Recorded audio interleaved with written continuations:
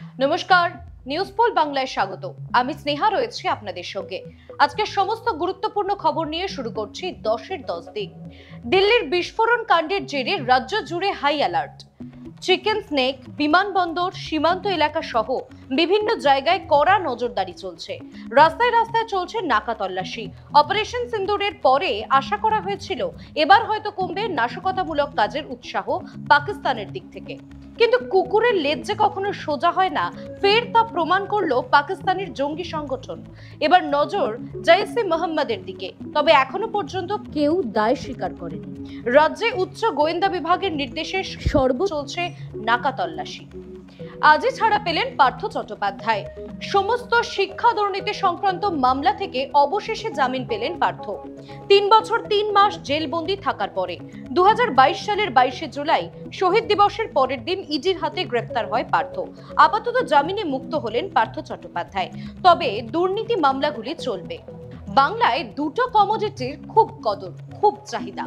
সকালে দুধ, সন্ধ্যায় মদ। এবার এক লাফে বাংলায় দাম বাড়লো মদের, আর অনেকটা অপ্রত্যাশিতভাবেই সরকারি দুধের দাম। একটা 100 টাকা আর একটা 4 টাকা। তবে চাহিদা কমবে বলে আশঙ্কা নেই বাজার বিশেষজ্ঞদের। দক্ষিণবঙ্গে শীতের আমেজ বাড়লো। বেলা বাড়লেই আমেজ উধাও। খুব সকালে হালকা কুয়াশা। উপকূল ও সংলগ্ন জেলাগুলিতে কুয়াশার সম্ভাবনা বেশি। আপাতত 4-5 দিন তাপমাত্রার পরিবর্তনের সম্ভাবনা কম। সর্বনিম্ন তাপমাত্রা একই রকম থাকবে। চলতি সপ্তাহে শনিবার পর্যন্ত শীতের আমেজ রাতে ও সকালে, জানিয়েছেন আলিপুর আবহাওয়া দপ্তর আঞ্চলিক অধিকর্তা হাবিবুর রহমান বিশ্বাস।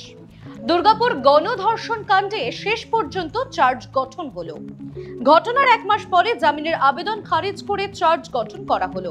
সরকারি তরফে জানানো হয়েছে যে কেউ রাজসাক্ষী হচ্ছে না। 19 তারিখ থেকে শুরু শুনানি।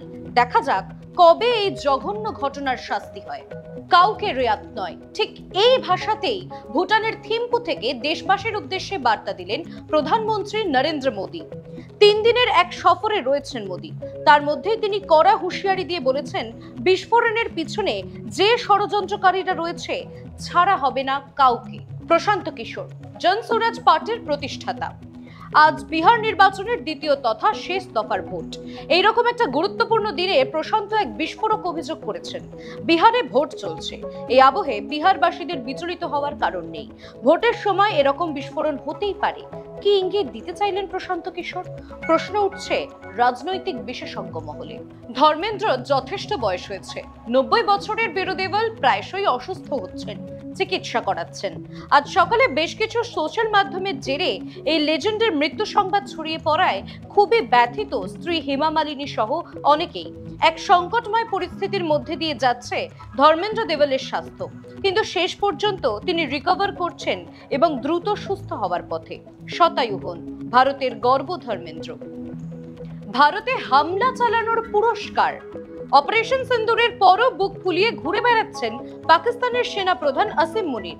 এবার তাকে পাকিস্তানের সর্বেসর্বা বানাতে নতুন একটি পদও তৈরি করা হলো সংবিধান সংশোধন করে।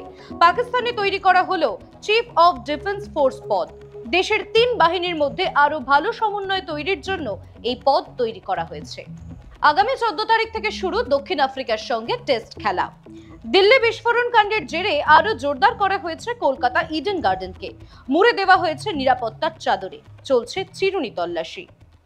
10-এর 10 দিক এখন এই পর্যন্তই। সমস্ত খবর ও আপডেট পেতে অবশ্যই চোখ রাখুন নিউজ পোল বাংলায়। নিউজ পোল বাংলা, খবর বিশ্বজুড়ে।